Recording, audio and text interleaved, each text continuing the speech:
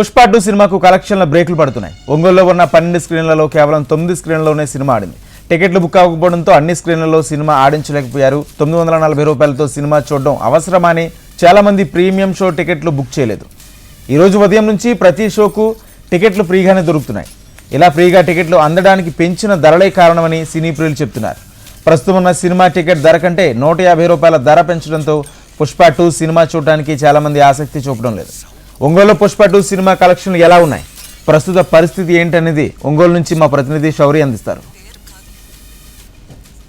Release అయింది కానీ అనుకున్న స్థాయిలో కలెక్షన్లు అయితే మాత్రం రావట్లేదు. దీనికి ప్రధానమైన కారణం టికెట్లు రేట్లు విపరీతంగా పెంచేయటము.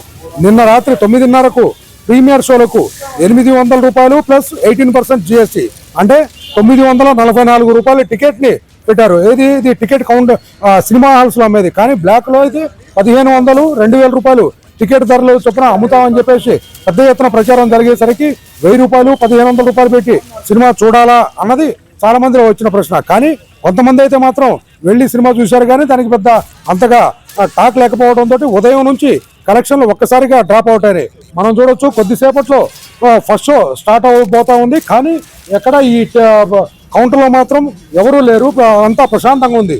కానీ సహజంగా ఏదైనా ఒక సినిమా రిలీజ్ అయింది అంటే మొదటి రోజు, రెండో రోజు, మూడో రోజు అడ్వాన్స్ బుకింగ్లు జరుగుతాయి. అదేవిధంగా అసలు సినిమా హాల్స్ దగ్గర కూడా ముందుగానే వచ్చి అందరూ టికెట్లు కొనుక్కోవడానికి ఇది చూపిస్తూ ఉంటారు.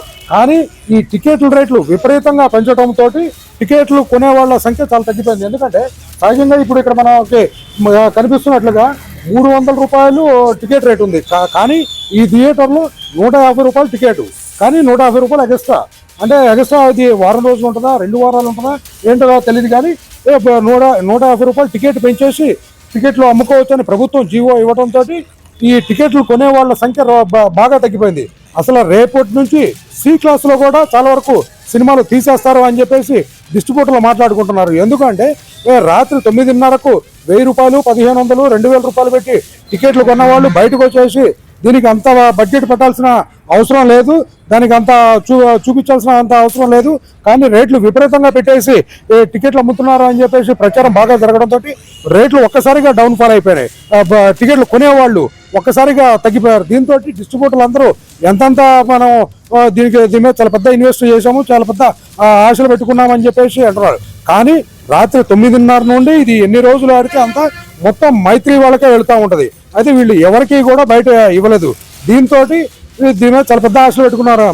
లాస్ట్ 2 వీక్స్ బ్యాక్ రిలీజ్ అయిన దేవరా సినిమాకే దీనికంటే ఈ పుష్ప 2 కంటే ఎక్కువగా కలెక్షన్లు వచ్చినాయనే టాకు కూడా బయట నడుస్తూ ఉంది.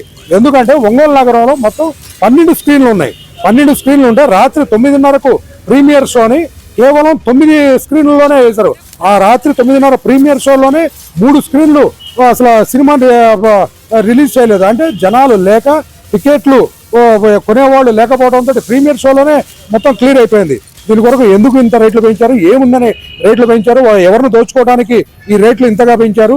ఏదైనా సినిమా చూడాలంటే, వినోదం కొరకు చూడాలంటే 150 రూపాయలు, 200 రూపాయలు పెట్టి సినిమా చూడవచ్చు. ఒక 2-3 గంటల సేపు వినోదాన్ని ఆస్వాదించవచ్చు. కానీ 1000 రూపాయలు, 1500, 2000 రూపాయలు పెట్టి టికెట్లు పెట్టి కొనాలన్నా, కొని సినిమా చూడాలన్నా అన్నది ప్రజల్లో ప్రతి ఒక్కరిలో వచ్చింది.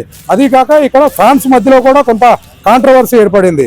ఇటు జన సైనికులు కావచ్చు, మెగా ఫ్యాన్స్ కావచ్చు, చాలా చోట్ల సినిమాని బ్యాన్ చేసేశారు, వెళ్ళము అని చెప్పేసి డైరెక్ట్గా చెప్పారు. హైదరాబాద్ లాంటి మల్టీప్లెక్స్ థియేటర్లో అయినా ప్రసాద్ మల్టీప్లెక్స్ లోనే, ప్రసాద్ ఐనాక్స్ సినిమాల్లోనే ఈ సినిమాని రిలీజ్ చేయలేదు. అంటే 2 దశాబ్దాల నుంచి సినిమా ఏదైనా రిలీజ్ అయింది అంటే పెద్ద స్క్రీన్ లో సినిమా చూడాలి అనుకునే వాళ్ళు ప్రసాద్ ఐమాక్స్కి వెళ్తారు. అటువంటిది పుష్ప 2 హైదరాబాద్ ప్రసాద్ ఐమాక్స్ లోనే సినిమా రిలీజ్ లేదు.